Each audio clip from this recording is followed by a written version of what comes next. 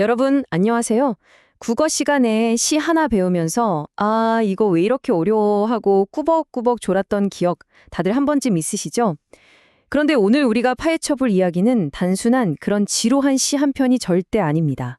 이건 역사 속 진짜 액션 히어로가 남긴 절대 부서지지 않는 아주 강력한 비밀 암호에 대한 이야기거든요. 오늘 이 암호를 다 풀고 나면 극한의 고통 속에서 한 인간이 어떻게 자기 자신의 멘탈을 지켰는지 그 소름 돋는 진짜 생생한 기록을 만나보실 수 있을 겁니다. 자, 기대되시죠? 바로 들어갑니다. 시작하기 전에 여러분한테 아주 간단하고 재미있는 질문 하나 던져볼게요. 만약에 여러분이 한 그루의 나무로 태어난다면 어떤 나무가 되고 싶으세요? 바람 불면 살랑살랑 부드럽게 흔들리는 유연한 버드나무? 아니면 봄마다 팝콘처럼 화려한 꽃을 팡팡 피우는 벚나무? 각자 생각나는 나무가 있겠죠. 오늘 우리가 만날 주인공은 아주 특별하고 진짜 단호하기 짝이 없는 나무를 자기 자신의 아바타로 선택했습니다. 여기 264라는 세 자리 숫자가 있습니다. 이거 뭐 핸드폰 뒷자리나 와이파이 비밀번호 같지 않나요? 하지만 이 숫자는 그냥 무작위로 찍힌 게 아닙니다.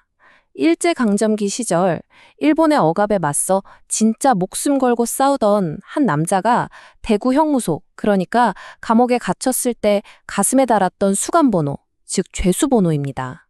그리고 놀랍게도 이 번호는 불의에 절대 타협하지 않는 이 남자의 이름, 그 자체가 되어버립니다. 자, 다음 숫자는 17입니다. 와, 이 숫자는 또 뭘까요? 방금 말씀드린 그 남자가 일제에 맞서서 총 들고 싸우는 무장 독립운동 단체, 의열단 같은 곳에서 활약하다가 그 무시무시한 감옥에 갇혔던 횟수입니다. 네, 맞아요.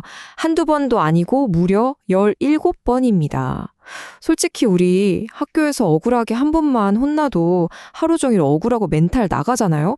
그런데 17번의 투옥이라니 그 끔찍한 고문과 고통을 견뎌낸 정신력이 정말 상상조차 안 되죠. 이 미친 멘탈의 소유자, 불굴의 사나이가 바로 우리가 잘 아는 이육사입니다. 본명은 이원록인데 자기 죄수번호 264를 소리나는 대로 읽어서 육사라는 이름을 지어버렸어요. 완전 힙하지 않나요? 우리는 보통 그를 교과서에 나오는 얌전한 시인으로만 생각하는데요. 사실 그는 펜뿐만 아니라 실제로 온몸을 던져 총칼과 맞서 싸운 두염없는 액션 히어로, 독립운동가였습니다. 자, 그럼 이 액션 히어로가 남긴 암호 같은 시, 바로 교목에 대해 알아볼게요. 교목이 도대체 뭐냐? 줄기가 엄청 굵고 곧게 뻗어서 높이가 무려 8m를 훌쩍 넘는 짱짱하고 거대한 나무를 말해요. 소나무나 향나무 같은 진짜 웅장한 나무들이죠. 그런데 이육사는 왜 하필 이 크고 꼿꼿한 나무를 시 제목으로 딱 박아놨을까요? 맞습니다. 바로 이 교목이 어떤 탄압에도 흔들림 없이 신념을 뚝심 있게 지키고자 했던 자기 자신의 궁극적인 멘탈 아바타였기 때문입니다. 저렇게 하늘을 향해 곧게 뻗어 올라간 웅장한 소나무의 모습을 상상해보세요. 가지가 뚝 부러질지언정 절대 비굴하게 구부러지지는 않겠다는 강렬한 의지. 끔찍한 고문을 받고 영하에 얼어붙는 추위 속에서도 일본과 타협하지 않았던 이육사의 진짜 모습이 저 한 그루의 거대한 나무 이미지에 꾹꾹 눌러 담겨 있는 겁니다. 1년, 굽힐 수 없는 신념. 자, 이육사가 자신의 강인한 의지를 어떻게 시적인 암호로 표현했는지 첫 번째 부분부터 풀어봅시다. 첫 줄이 이렇게 훅 치고 들어옵니다. 푸른 하늘에 닿을 듯이 세월에 불타고 우뚝 남아서서 차라리 봄도 꽃피지 말아라. 와, 표현 진짜 강렬하죠. 오랜 세월 고통받아 새까맣게 불타 앙상해진 주제에 따뜻한 봄이 와도 차라리 난 꽃을 피우지 않겠다고 쿨하게 선언해버려요. 도대체 이 알쏭달쏭한 말들의 진짜 속뜻이 뭘까요? 우리가 암호 해독가가 되어서 하나씩 번역해 볼까요? 푸른 하늘은 이육사가 미치도록 바랐던 우리나라의 독립, 광복을 뜻해요. 세월에 불타다는 건 일제강점기라는 그 지옥 같은 가혹한 현실에서 겪은 극심한 고통이겠죠. 그리고 여기서 제일 멋진 하이라이트, 꽃피지 말아라는 남들 다 굴복하고 얻는 일시적이고 편안한 삶, 즉 적과 타협해서 피우는 가짜 꽃 따위는 거들떠보지도 않겠다는 소름 돋는 굳은 결의입니다. 이어서 이연입니다. 여기서는 후회 없는 삶을 향한 그의 결의가 담겨 있는데요. 낡은 거미집 휘두르고 끝없는 꿈길에 혼자 설레이는 마음은 아예 뉘우침 아니라 뭔가 타닥타닥 긴장감 넘치는 리듬이 느껴지시나요? 온몸을 귀찮게 올가매는 방해물들 속에서도 그냥 팔을 휙휙 휘두르며 내 갈 길을 가겠다는 거예요. 그리고 자기가 선택한 그 험난한 길에 아예 뉘우침, 즉 단 1도 후회가 없다고 딱 잘라 말합니다. 멋지죠? 여기서 진짜 극단적인 두 가지 단어가 딱 맞붙습니다. 끈적끈적하고 기분 나쁜 낡은 거미집. 이건 뭘까요? 숨막히게 세상을 뒤덮은 일본의 탄압과 암울한 현실이죠. 반대로 끝없는 꿈길은 이육사가 절대 포기할 수 없는 조국 독립을 향한 길이에요. 거미줄처럼 숨 턱턱 막히는 상황에서도 광복이라는 꿈을 꾸니까 오히려 가슴이 설렌데요. 진짜 멘탈 갑 아닌가요? 이제 마지막 사면, 극한 상황에 대한 대결 의지입니다.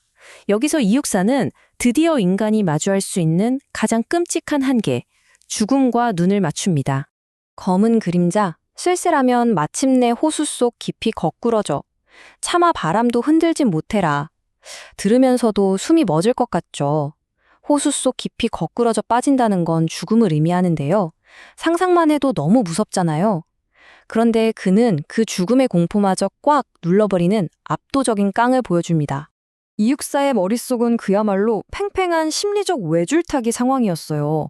한쪽에서는 저 하늘 끝까지 솟아오르고 싶은 희망과 꿈이 날뛰는데 다른 한쪽에서는 당장이라도 나를 꿀꺽 집어삼킬 것 같은 고독하고 절망적인 현실의 밤이 떡하니 버티고 있는 거죠.